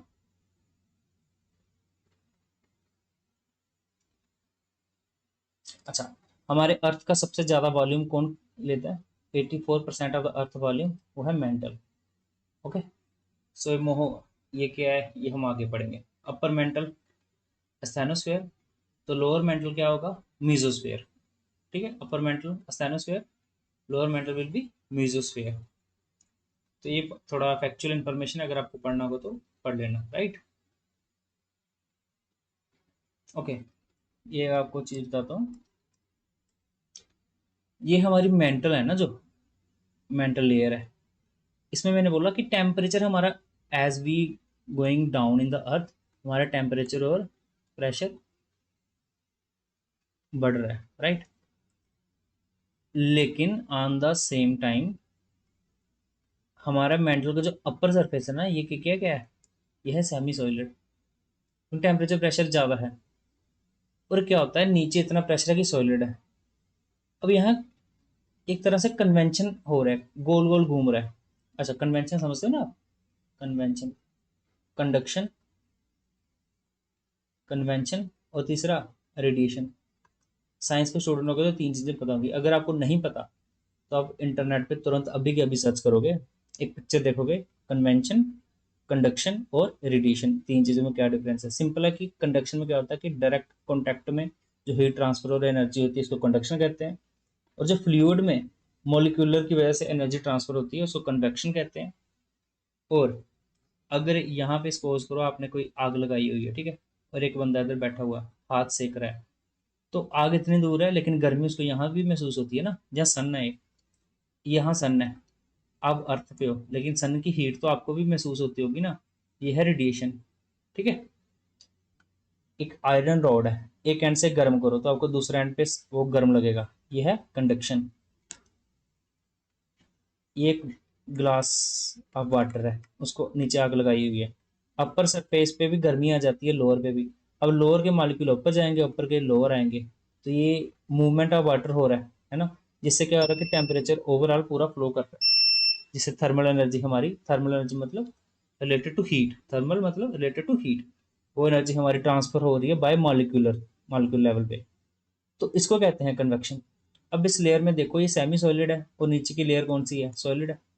अब टेम्परेचर इतना जा रहा है ज़्यादा है कि ये हमेशा एक्सपैंड होने की कोशिश करता है ना। अगर आप कोई चीज़ है उसको गर्म करें तो वो एक्सपैंड होने की कोशिश करेगी, है ना। तभी आपने देखो कोई जैसे कोई कोई मेटल कोई मेल्ट कर रहा है, अगर आप उसके दुकान पे जाओगे ना, जहाँ वो उसका मेटल वर्क का काम होता है, वहाँ कोई आयरन मेटल को या किसी भी मेटल को गर्म किया जाता है, उसके बाद हथौड़ा मारते हैं तो वो फैलता है। गर्म होने के बाद थोड़ा उसमें एक वो आ जाती है थोड़ी मेलेबिलिटी, और वो थोड़ा सा फैलने लगता है, उसके मॉलिक्यूल धीरे हो जाते हैं। अब इधर देखो, गर्मी इतनी ज़्यादा है कि वो फैलेगा, तो फैलेगा ऊपर की तरफ जाने की कोशिश करेगा, ठीक है। अब इधर पहुंचते पहुंचते सेमी सॉलिड हो जाएगा, और फिर क्योंकि हमारा जो क्रस्ट है ना, जो लिथोस्फीयर है, अब ये भी ब्रोकन पीसेस में है। अब ब्रोकन पीसेस में है, हाँ, जैसे अपना कॉन्टिनेंट है ना, अर्थ ए पूरा कॉन्टिनेंट, बाकी समंदर इधर कॉन्टिनेंट अपना एशिया या अफ्रीका, कोई भी कॉन्टिनेंट, ये आपको नहीं लग रहा अलग है? 7 कॉन्टिनेंट हमारे अलग अलग अलग अलग रहे, अलग अलग पीसेस में, अलग अलग प्लेट लगा लो उन पर, वो जो समंदर पे ऐसे फैले हुए हैं, ऐसे ही पूरी अर्थ हमारी ओशियन की जो प्लेट है ना, ओशियन पे भी प्लेट्स हैं ऐसे करके, जैसे कॉन्टिनेंट है ना अलग अलग, ऐसे ओशियन पे भी अलग अलग प्लेट्स हैं, ठीक है। इनको बोलते हैं टेक्टोनिक प्लेट्स। ये हम फर्दर क्लासेस में डिस्कस करेंगे कंप्लीटली। अब इतना समझो कि अच्छा, इसमें क्या हो रहा है, स्टेनोस्फेयर क्या है, सेमी सॉलिड, यहाँ क्या है, सॉलिड। अब गर्मी की वजह से जो मटेरियल है वो ऊपर जाने की कोशिश करेगा सेमी, धीरे धीरे। अब प्लेट्स हैं, प्लेट्स मूव करेंगे तो उसकी वजह से क्या होगा, ये इसकी मूवमेंट होगी, ठीक है। फिर नीचे आएगा, फिर प्रेशर आएगा, फिर सॉलिड आएगा, फिर गर्मी बढ़ेगी, इस तरह से मूवमेंट शो करेगा। तो इधर क्या हो रहा है, कन्वेक्शन। समझ रहे हो?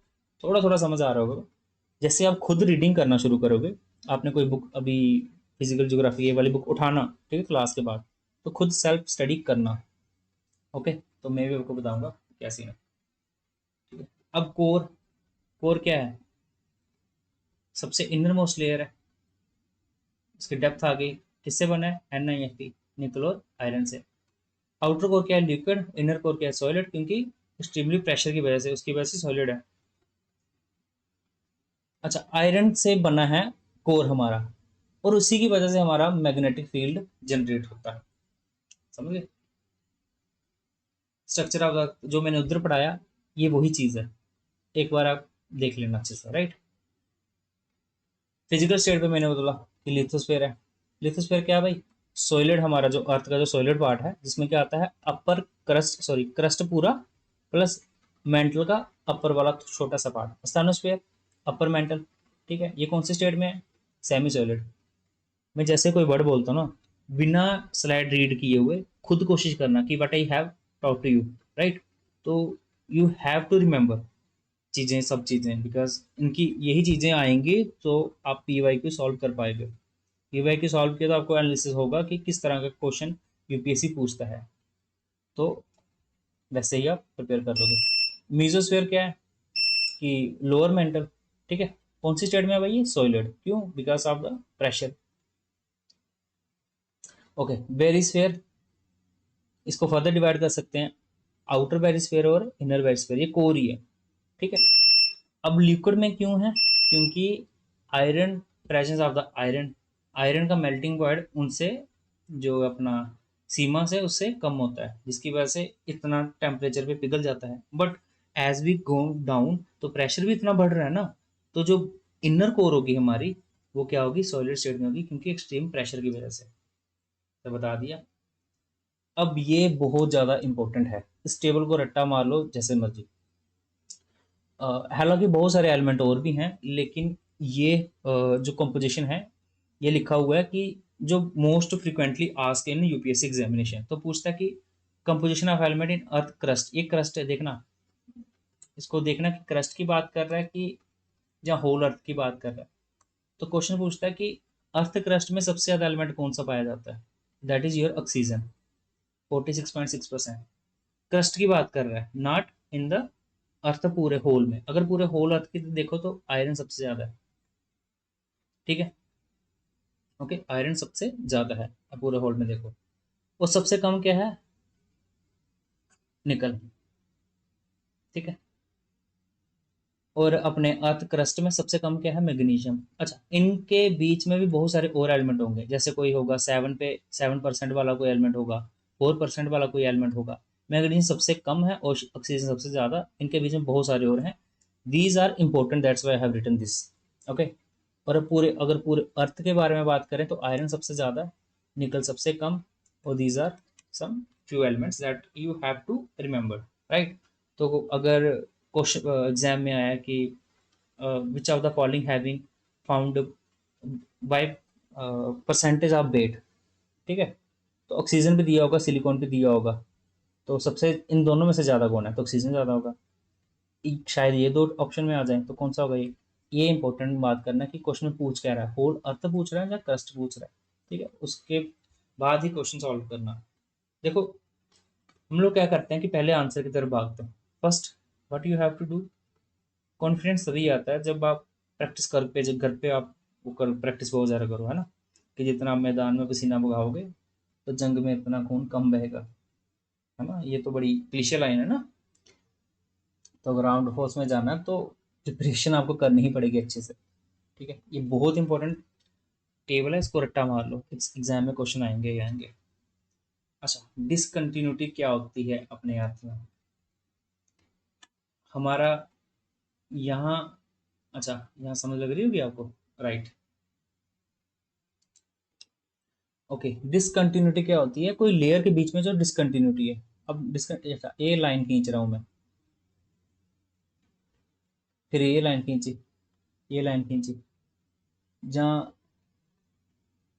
ग्रीन लाइन खींची, फिर रेड कर दी या कोई और कलर से, तो क्या आपने देखा कि एक ये लाइन है, लाइन वन लाइन टू, के बीच में एक पॉइंट ऐसा है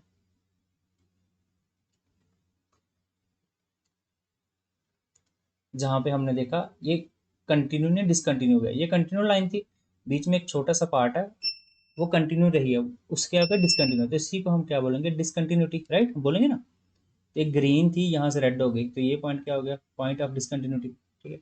ऐसे ही हमने अर्थ का देखा आपने कि पहले क्या था, क्रस्ट थी, फिर क्या आया, मेंटल, फिर कोर, लेकिन उसके फिजिकल करेक्टरिस्टिक में हमने देखा सॉलिड, सेमी सॉलिड, फिर सॉलिड हुई, फिर लिक्विड हुई, फिर सॉलिड हुई। तो हम हर एक लेयर को डिवाइड कर सकते हैं कि नहीं कर सकते ऐसे, अगर इनकी डिसकंटिन्यूटी देखें, तो ये कंटिन्यू लेयर आ रही है अपनी ओशनिक क्रस्ट की, फिर उसके बाद आगे, सॉरी, कौन सी है, कॉन्टिनेंटल क्रस्ट की, फिर उसके बाद ओशनिक क्रस्ट, तो इनके बीच में हम डिवाइड कर सकते हैं, हाँ। क्रस्ट और ओशनिक क्रस्ट को हम डिवाइड करेंगे किससे, कौन सी डिसकंटिन्यूटी से, ये होगी हमारी कनाड, कनाड डिसकंटिन्यूटी, डिस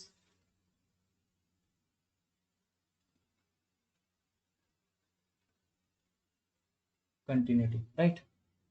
फिर हमने देखा अपना क्रस्ट और अपर मेंटल, यहाँ पे अपनी मेंटल स्टार्ट होती है और ये क्रस्ट, तो ये जो हमारी है, इस डिसकंटिन्यू को हम बोलेंगे मोहस, मोहस डिसकंटिन्यूटी। अब जो पहला नाम है ना, यह है साइंटिस्ट का नाम, तो सेकंड क्या है, डिसकंटिन्यूटी हमने लिखा हुआ, ठीक है।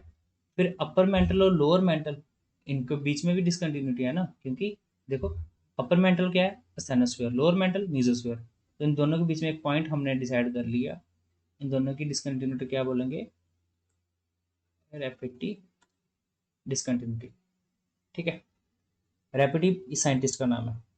अब लोअर और इसमें लोअर मेंटल और कोर में, कोर कौन सी, अपर कोर में कौन सी डिसकंटिन्यूटी है, इसको बोलते हैं हम गुटनबर्ग, बीजू TTEN, बीजू आज गुटनबर्ग, ये क्या है, साइंटिस्ट का नाम।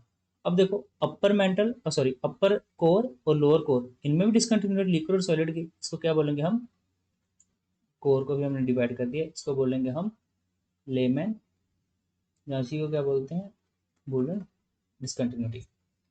अब आप बोलोगे सर इतना कंफ्यूजिंग हो गया, कैसे याद रखा, पढ़ना ही पड़ेगा, एग्जाम निकालना है तो ये सब चीज़ें याद रखनी पड़ेंगी। अच्छा, ये थोड़ा डिफिकल्ट होता है तो इसको याद रखना, तो उसके लिए कुछ हम निमोनिक और ट्रिक यूज़ करेंगे। अपनी कौन सी है, सबसे पहले कनाड, फिर मोहो, फिर रेपेटी, फिर गुटनबर्ग, फिर क्या है, लेमन, CMRGL। अब अगर आप बार बार पढ़ोगे तो you don't have to remember any mnemonic और कोई ट्रिक, याद आ जाएगा 2-3 बार इसको बनाओगे तो। अदरवाइज ट्रिक रिमेंबर रखनी है तो आप रख सकते हो cool man remember geography lesson. Cool man remember geography lesson. तो आप वुमेन हो मैन हो, अच्छा अच्छी ट्रिक में मैन है, मैं कोई वो मिसोजिनिस्ट बंदा नहीं हूँ, लेकिन हाँ इसमें ट्रिक में एम वर्ड था तो मैंने यूज़ कर लिया, तो गर्ल्स डोंट अफेंड। ओके ठीक है। तो this was it for the chapter. Almost chapter का खत्म हो गया है। तो अगर पूरा मैं अगर पूरे चैप्टर को देखो ना, ये 3 पेज में आपका पूरा चैप्टर चैप्टर खत्म हो जाता है। ये चार, 1 2 3 4, ये हो गया, यही आपका पूरा कंप्लीट चैप्टर। लेकिन इसी चैप्टर को समझने के लिए आपको अलग अलग तरह से आपको पढ़ना पड़ेगा।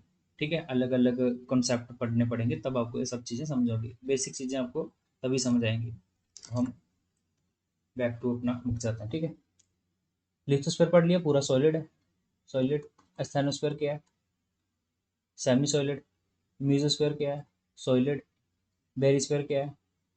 लिक्विड अपर और नीचे सॉलिड। ठीक है, बार बार करोगे तो आपको याद आ जाए। कनार्ड डिस्कंटिन्यूटी, डिस्कंटिन्यूटी क्या है?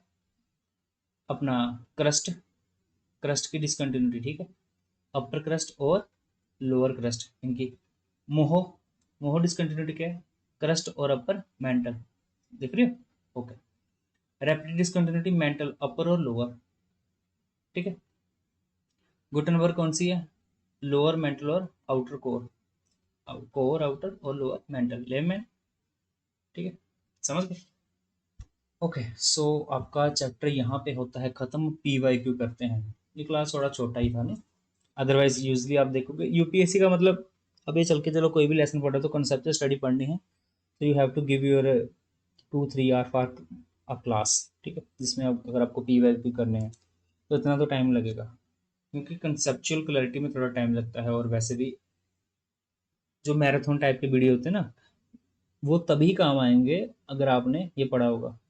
आपने देखा होगा यूट्यूब पे जब एग्जाम के लास्ट दिन में मैराथन वीडियोस आए होते हैं कि 3 घंटे में फुल ज्योग्राफी कंप्लीट। तो भैया 3 घंटे में तो 2 3 चैप्टर नहीं होते, तो फुल कैसे होगा? द रीजन इज, उस पॉइंट पे वो उन बच्चों के लिए होता है दोस्त who already study the whole syllabus, है ना, एटलीस्ट ट्वाइस और थ्राइस। अगर वो नहीं पढ़ा तो वट एवर यू डू तो नहीं होगा उससे, है ना।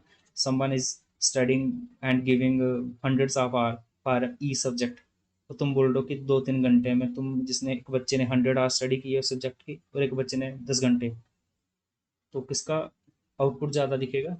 है ना, someone who study 100 hour. So better be a hard student who is a hard worker. Learner कोई ऐसा बनो जो हार्ड वर्कर हो, भी आप एस्पिरेंट हो, है ना।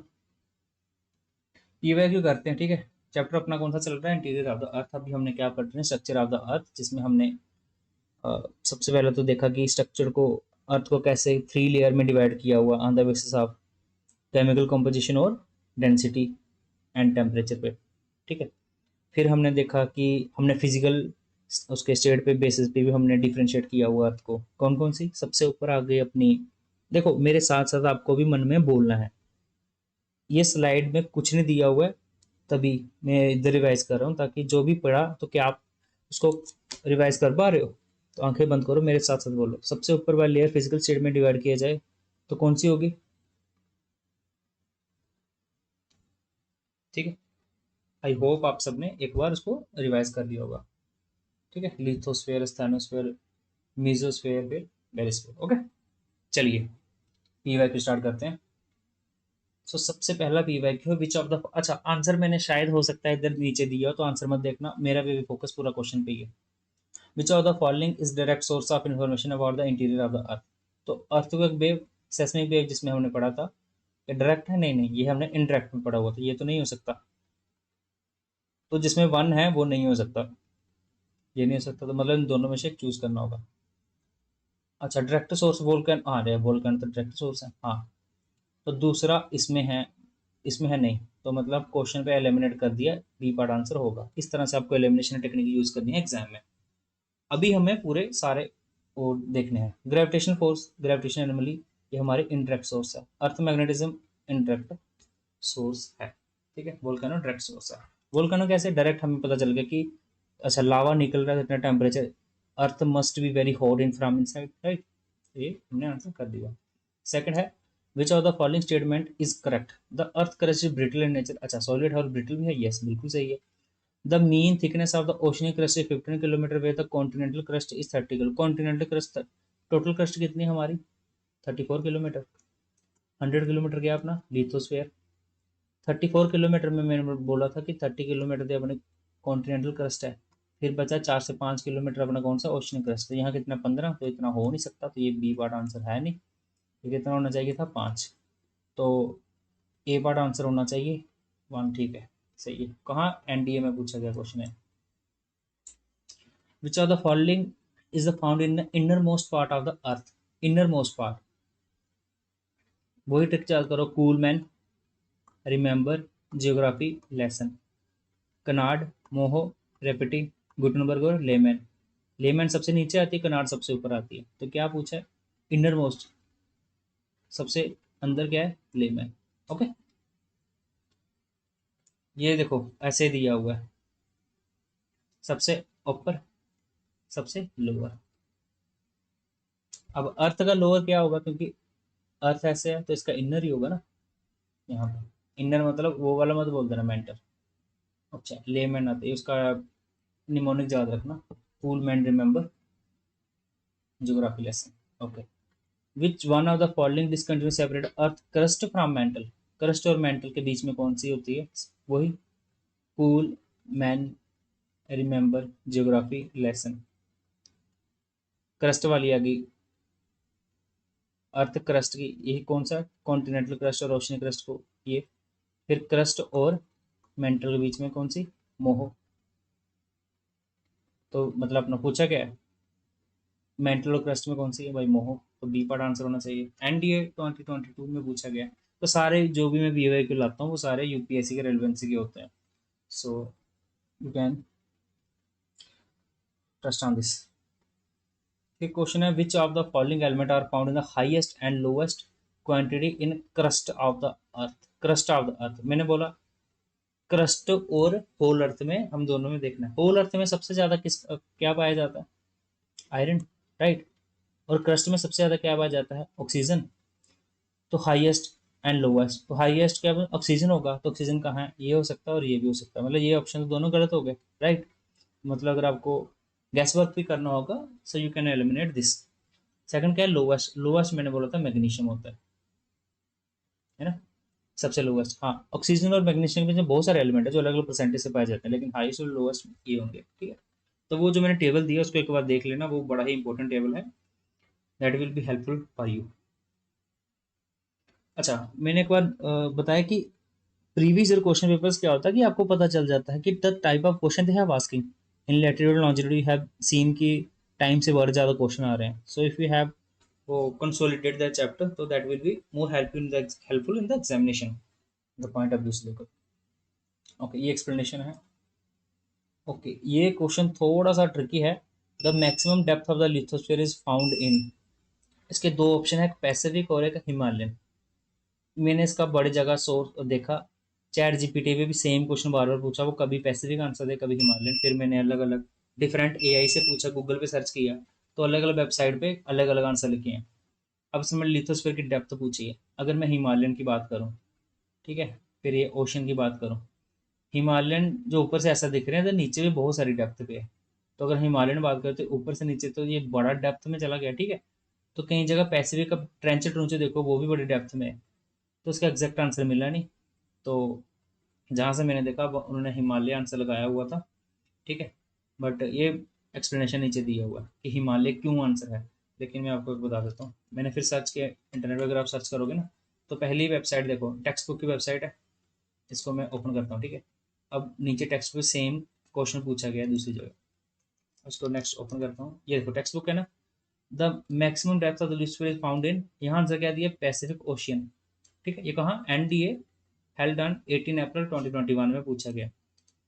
Same question Pacific question answer दिया और नीचे एक्सप्लेनेशन भी लिखा है कि मेरीना ट्रेंच की वजह से क्या है, deepest location on earth about इतना फीट नीचे है, तो उसकी वजह से क्या हो जाता है, ये maximum depth here, hence the maximum depth of lithosphere is found in Pacific ocean.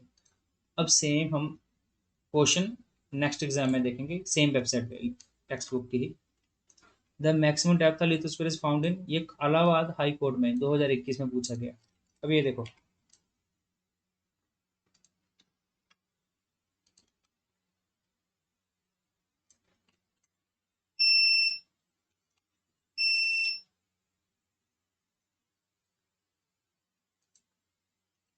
ये है 18 अप्रैल 2021, ये है 15 दिसंबर 2021, मतलब अप्रैल के बाद, ये बाद में आया। सेम क्वेश्चन है, सेम ही वेबसाइट पे है, अलग अलग एग्जाम में पूछा गया क्वेश्चन, और इन्होंने अलग अलग आंसर लिखा। इधर क्या लिखा आंसर, हिमालयन माउंटेन्स, ये देखो।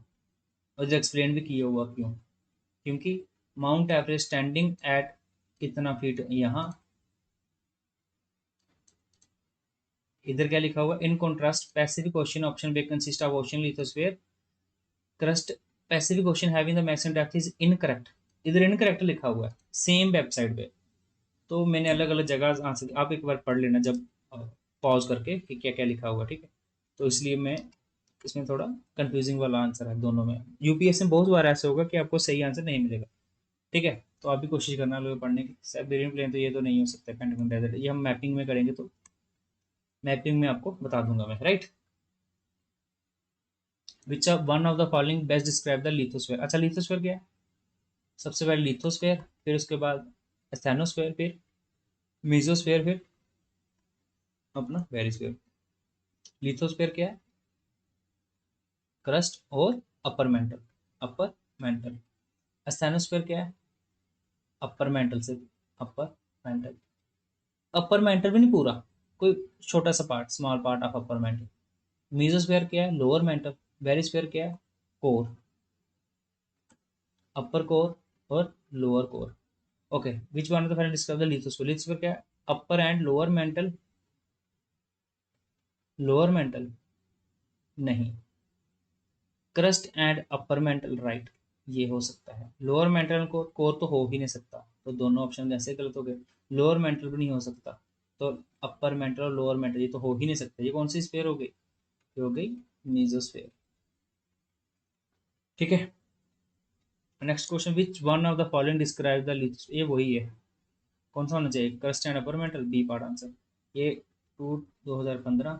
अच्छा, ये देखो पी वाई क्यू क्या हुआ, सेम क्वेश्चन है, एनडीए टू 2021 में आया, तो इधर ऑप्शन बस ऊपर नीचे कर दिए हैं। एनडीए टू 2015, मतलब 4-5 साल का फिर से रिपीट होता, तब भी पी वाई क्यू का इतना इंपॉर्टेंस होता है। कन्वेक्शन करंट्स, अभी मैंने बताया कन्वेक्शन क्या होता है।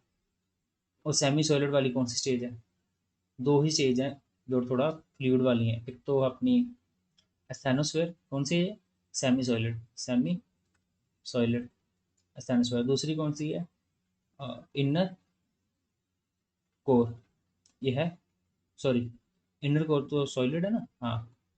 और आउटर कोर कौन सी है, आउटर कोर, ये क्या है, लिक्विड। तो दो ही फ्लूइड वाली हैं। कन्वेंशन किस में होता है, फ्लूइड में होता है ना।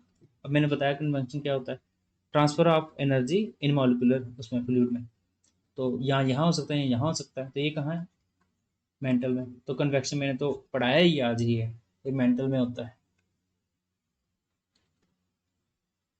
देखो, C A P F 2021, C A P 2026 दो बार पूछा गया, so this is important for you. Okay, which one of the following discontinue separate earth crust from the mantle. सोचो, 2 मिनट पॉज लो, सोचो क्या हमने पढ़ा, कौन सा हमने था, cool, man, remember, geography lesson. ये अपर क्रस्ट और लोअर क्रस्ट में, क्रस्ट और मेंटल में, फिर इसके बाद अपर मेंटल और लोअर मेंटल, फिर मेंटल और इसमें कोर में, फिर अपर कोर और लोअर कोर। क्या पूछा है, disconnected earth crust from mantle, crust से मेंटल गए, क्रस्ट और मेंटल में कौन सी, मोह, ये आएगी ना, बी वर्ड आंसर है। एनडीए 222, सेम क्वेश्चन बार बार पूछ रहा है, तो आपको डिसकंटिन्यूटी तो पढ़नी ही है। फिर लिखा है which one of among the following statement is not correct, not correct है।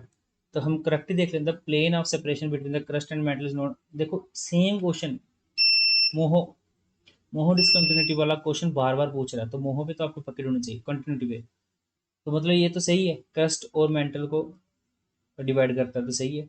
The mantle contain more than two third of total material, अरे बिल्कुल सही है, टू थर्ड, मतलब हमने देखा कि 84% ऑफ वॉल्यूम ऑफ अर्थ किसका, अर्थ मेंटल का है ना, तो टू थर्ड कितना होता है, टू थर्ड है ना, अराउंड कोई 66% तक है ना, तो अराउंड को 66% तक, यानी two third of earth mass is, earth का मेंटल का ही सही है, मोर देन टू थर्ड यानी 66 से भी ज़्यादा है, तो 84 है ना, तो ये आंसर सही है। The mental is compose heaviest metal of the अर्थ, नहीं नहीं नहीं नहीं, ये नहीं हो सकता, क्योंकि अर्थ में हमने बेसिक तीन पढ़े थे ना, सबसे ऊपर वाली लेयर किससे बनी होती है, सीमा, फिर सॉरी सियाल, सियाल, सीमा, फिर निफी, आयरन सबसे हैवीएस्ट होता है इन सब में से, तो इसलिए आयरन आएगा। The mental is compose heaviest metal of the earth, core जो होती है ना, कोर कंपोज होती है हैवीएस्ट मेटल, हैवीएस्ट मेटल क्या है, आयरन, तो कोर होती है, तो ये आंसर नहीं हो सकता। Inner core of earth is a solid state, बिल्कुल सही, ये भी आंसर ठीक है। तो हमें क्या पूछा गया था, इनकरेक्ट दैट कि नॉट करेक्ट, तो अपना सी पार्ट आंसर होगा, सी पार्ट, ये देखो एक्सप्लेन किया हुआ है। अच्छा, Lehmann disconnective divide which of the following, वही cool man remember geography lesson, Lehmann, ले नीचे, तो सबसे नीचे होना चाहिए कोर एंड मेंटल, मेंटल नहीं, outer core and inner crust, crust तो आ ही नहीं सकता, सबसे ऊपर है, आउटर मेंटल इनर मेंटल भी नहीं आ सकता, मेंटल इसको करेगा ना, outer core and inner core, हाँ कोर पे, ये ए पार्ट आंसर आएगा। In the structure of the planet earth below the mental the core is mainly made of which of the following, क्या बोला है, crust, mantle, core, below the mental, mental के नीचे, mental के नीचे क्या है, क्रस्ट, क्रस्ट किससे बनी है, NiFe, made up of iron और निकल, या निकल होता या आयरन होता, अब आयरन दिया वो तो आयरन आंसर होगा, ठीक है, एल्यूमिनियम नहीं होता, नहीं होता, नहीं होता, ये देखो आंसर लिखो nickel and iron. In the interior of the earth the temperature fall with increasing depth, मैंने क्या बताया था, टेम्परेचर और प्रेशर बढ़ते हैं as we go down in the earth, the temperature fall, temperature with increase depth, depth बढ़ाएंगे नीचे जाएंगे तो टेम्परेचर हमारा कम होगा, नहीं टेम्परेचर तो बढ़ता है, ये आंसर नहीं हो सकता। The pressure fall with increasing depth, pressure भी हमारा बढ़ता है, ये भी नहीं हो सकता। The temperature rise with increasing depth, हमारा टेम्परेचर, ये तो हो सकता है, टेम्परेचर बढ़ता है जब हम आते हैं, वो temperature and pressure fall with increase, नहीं नहीं, ये दोनों इंक्रीज होते हैं, फॉल नहीं होते, तो ये भी आंसर हमारा नहीं होता, दोनों हमारे टेम्परेचर डेप्थ बढ़ने से ये बढ़ते हैं, कम नहीं होते, तो अपना आंसर सी पार्ट हो जाएगा, ठीक है। CBSE 1 2011 में पूछा गया। Okay so that was it, आज का क्लास हमारा छोटा ही था, अराउंड 1.5 आवर का, तो यूजुअली हमारे जो क्लासेस होंगे वो आप कंसिडर करके चलो 1.5 आवर से लेकर 2.25 घंटे तक का अपना क्लास रहेगा, ठीक है, बिकॉज हमें कॉन्सेप्ट तो पढ़ना ही है, कॉन्सेप्ट के साथ साथ आपको प्रीवियस ईयर क्वेश्चन पेपर का एनालिसिस भी करना है, not only the right answer, you have to be sure about why the answer are wrong, जो रॉन्ग ऑप्शन है वाई दे आर रॉन्ग, तो उनका भी आपको पढ़ना है। आई नो कि आफ्टर फ्यू डेज आप भूल जाओगे क्या पढ़ोगे, ठीक है, तो हमें क्या करना है, साथ साथ में पढ़ते जाना है। अब सेम मैं आपको बताता हूँ, ये सब कुछ आपको एनसीईआरटी में मिल जाएगा, दिस इज योर एनसीईआरटी वाली बुक, है ना, आपको स्टार्टिंग से कहाँ से पढ़ना है, यहाँ से direct source, let me have a pen, ये है एनसीईआरटी वाली फिजिकल क्लास 11th की फिजिकल ज्योग्राफी की बुक, एनसीईआरटी के चैप्टर 3, यहाँ से बोला था मैंने स्टार्ट करने के लिए। हमें कैसे पता चला सोर्स ऑफ इंफॉर्मेशन, सबसे पहले तो 6378 किलोमीटर अर्थ का रेडियस, अच्छा कई जगह 6371 किलोमीटर है, मैंने 67 वन किया हुआ, कई किताबों पे अलग होता है, एग्जाम में नहीं पूछेगा, इसके नियर बाय इतना होता है, आपको ये पता होना चाहिए। ठीक है, 67 8 क्योंकि एनसीईआरटी में 7 8 लिखा, तो आप यही वाला अपनी नोटबुक पे उतारना। जब मैंने पढ़ा था तो 637 1 किसी से पढ़ा था, अलग अलग बुक पे ऐसा लिखा होगा। हम एनसीईआरटी के अकॉर्डिंग चलें, क्योंकि एक्यूरेट तो होता नहीं है, गैस वर्क ही होता जा रहा है। ठीक है, डायरेक्ट सोर्स का फिर दिया हुआ है जैसा हमने पढ़ा था, गोल्ड माइन साउथ अफ्रीका की जो 3 4 किलोमीटर तक गहरी है। ठीक है, क्या लिखा फिर उसके बाद, going beyond this depth is not possible at very hot at this depth. ठीक है, वही मैंने बताया कि जैसे आप नीचे जाते जाओगे तो टेम्परेचर हमारा बढ़ता जाएगा। फिर मैंने बताया कि डीप ओशियन ड्रिलिंग प्रोजेक्ट चलते हैं। फिर the deepest drill in Cola Arctic ocean. अच्छा, ये जो कोला डीपेस्ट ड्रिल है ना, आप इंटरनेट पे सर्च करोगे तो ये अपना आएगा इसमें, रशिया में। ठीक है, तो ये आर्टिक ओशियन में नहीं है, लेकिन एनसीईआरटी में आर्टिक ओशियन दिया है, तो चलो भाई यही मान लो। अदरवाइज अगर आप गूगल पे सर्च करोगे तो आपको पता चलेगा कि ये जो कोला वाला एरिया है ये कहाँ आता है, रशिया में आता है। ठीक है, वो रशिया कहाँ है, आर्टिक ओशन के पास ही तो है। ठीक है, और ये मैंने बताया था कि 12 किलोमीटर तक पहुंचे थे। Compare to this radius of the earth, देखो कितना कम है ना। ओके, सो हमने ये पढ़ा। फिर इसके बाद वोल्केनिक eruption, है ना। फिर इनडायरेक्ट सोर्स हमने पढ़े कि टेम्परेचर, ये लाइन देखना, temperature and pressure increase with increasing distance from surface toward the interior of in the depth deeper depth. Moreover, it is also known that density of the material also increase with depth. वही बताया मैंने, crust mantle core, temperature भी बढ़ेगा और pressure भी बढ़ेगा, density बढ़ेगी, है ना। डेंसिटी और केमिकल कंपोजिशन की वजह से तो ये तीन हमारी लेयर्स हैं।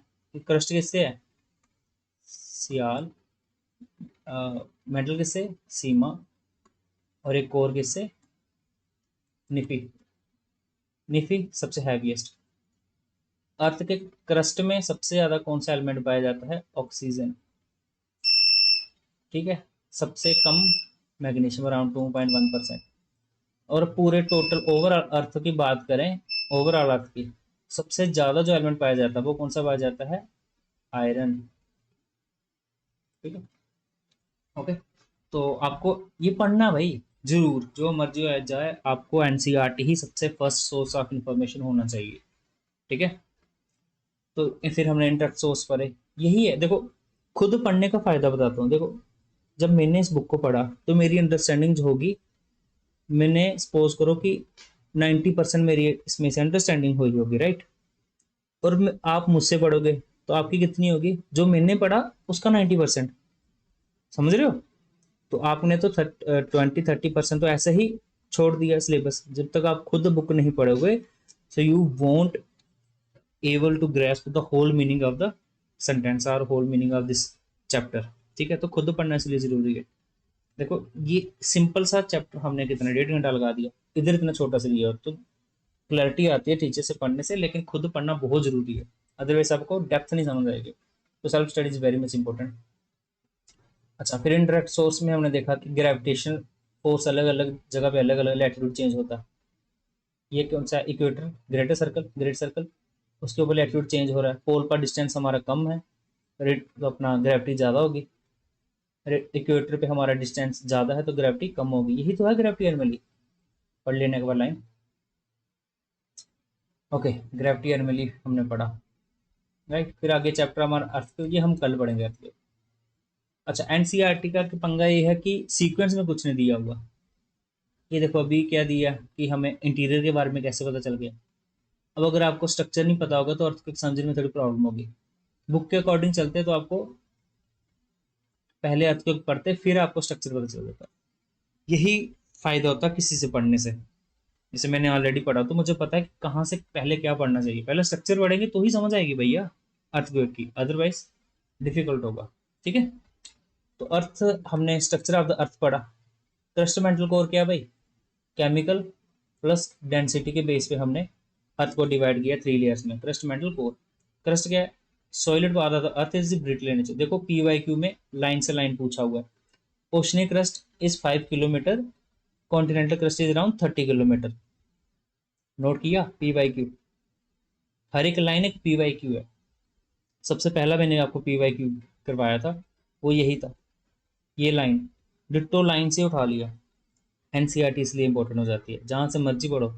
अगर आपने NCERT खुद नहीं पढ़ी तो आपके PYQ मिस हो जाएंगे, तो अगर नेक्स्ट हो सकता है एग्जाम में भी आपको डिफिकल्टी पड़े, तो खुद पढ़ना बहुत जरूरी है। ओशनिक क्रस्ट 5 किलोमीटर, PYQ, ठीक है, सीधा सीधा PYQ मेंटल एस्थेनोस्फेयर से क्वेश्चन आता है भाई, सीधा सीधा PYQ। ओके, रीड आउट कर लेना इसके बाद। क्रस्ट से इन्होंने लिखा है 0 से 100 किलोमीटर क्रस्ट होती है 34 किलोमीटर तक, ये खुद लिखा उन्होंने। The main thickness of ocean crust is 5 kilometre, continental crust is 30 kilometre, है ना। माउंटेन और सबके, अच्छा ये देखो, the continental crust thicker and the area of major mountain system is much as 70 kilometre thick in the Himalaya region. Depth दी हुई है 70 किलोमीटर, यही क्वेश्चन हमारा उसमें आया था कि पैसिफिक है जहाँ हिमालयन, डेप्थ सबसे ज्यादा लिथोस्फीयर की कहाँ है, तो हमने आंसर लिया था हिमालयन रीजन, ठीक है। कई जगह पे पैसिफिक होगा तो आपको हिमालयन पे जाना है, क्योंकि अपना NCERT पे हिमालयन पे डेप्थ सबसे ज्यादा ही है ना। फिर मेंटल का देखा। Okay, crust and upper most part of the mantle are the lithosphere. Okay, line by line जाना है, जरूर पढ़ना। फिर कोर का देख लो। Core is made of very heavy metal, PYQ, constituted by nickel and iron. This sometimes referred to as NiFe layer, nickel layer। Okay, line by line जाना। देखो, 3 4 लाइनें हाईलाइट की है मैंने, और ये सारे PYQ में पूछा हुआ है। सो अगर आपने ये 4 5, कितना, 3 2 3 पेज होंगे, ये 9 पेज का पूरा चैप्टर है। और हम कितने क्लासेस लेंगे, कम से कम 3 क्लासेस लेंगे, कोई 1.5 1.5 घंटे की, जिसमें हम डेप्थ में पढ़ेंगे ताकि अंडरस्टैंडिंग हो जाए। लेकिन ये 9 चैप्टर का पेज पढ़ने में अगर आप खुद पढ़ते तो बहुत सारी चीज़ें आप नहीं रिटेन कर सकते। NCERT बहुत जरूरी है, लेकिन एक बार पढ़ लो फिर उसके बाद NCERT पढ़ो, एक बार किसी से पढ़ लो, ठीक है।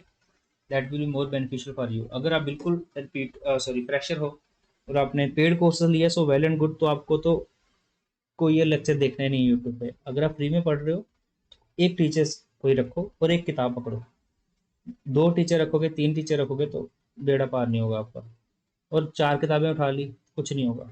आपने अगर जो 2025 का टॉपर का सुना होगा अपने इंटरव्यू ने, उन्होंने क्या बोला कि सिंगल, वो तो जॉब के साथ साथ भाई तैयारी करते थे, सिंगल एक दो ही किताब पढ़ी है, कोई GCD ने कुछ, NCERT थोड़ा बहुत पढ़ा उन्होंने बस। NCERT की वजह से उनका रैंक बनना आ गया। आपको रैंक बान के पीछे मत भागना, ठीक है। किसी को नहीं पता था कि इसका रैंक बान आएगा 2 आएगा। मैं CAPF AC 2025 का जो टॉपर है उसकी बात कर रहा हूँ। हाल फिलहाल में जो रिजल्ट आया उनका, इस बार तो रिजल्ट मतलब बहुत कम मार्क्स पे हो गया बच्चों का सिलेक्शन, क्या मतलब मेरिट ही बहुत कम है। रीजन क्या कि एग्जाम बहुत डिफिकल्ट आया था। आपको तो रैंक वन के पीछे नहीं भागना, हो सकता है आपका आ जाए, क्योंकि किसी को नहीं पता था किसका रैंक वन आएगा। लेकिन आपको अपनी स्टडी पे ध्यान देना है, फोकस करना है, आपको हर एक एलिमेंट पढ़ना है पूरे सब्जेक्ट का। कोई भी सब्जेक्ट ये नहीं है कि साइंस इंपॉर्टेंट है तो मैं हिस्ट्री छोड़ ही दूँ, नहीं भाई, सारे सब्जेक्ट आपको पढ़ने हैं। उनका क्या हुआ, उन्होंने साइंस पे बड़ा फोकस किया, हिस्ट्री छोड़ दिया। साइंस के क्वेश्चन ही बड़े डिफिकल्ट थे। तो मैंने इंटरव्यू उनको सुना तो उन्होंने कहा कि उनका पेपर ट्यू पे पकड़ थी, पेपर टू पे पकड़ थी। लेकिन आपको उनकी तरह गलती नहीं करनी कि साइंस ही पढ़ा हिस्ट्री छोड़ दिया, क्योंकि हर एक स्टेटस, हर एक बंदे की अलग अलग पर्सनैलिटी होती है, हर एक बंदे का अलग अलग बैकग्राउंड होता है। तो अपने बैकग्राउंड के हिसाब से चूज करना कि हमें जो क्या क्या छोड़ना। हो सकता है कोई सब्जेक्ट आपको इंटरेस्टिंग ना लग रहा हो, तो उसमें आप ऐसा कर सकते हो कि इंपॉर्टेंट इंपॉर्टेंट चैप्टर कर लो, है ना।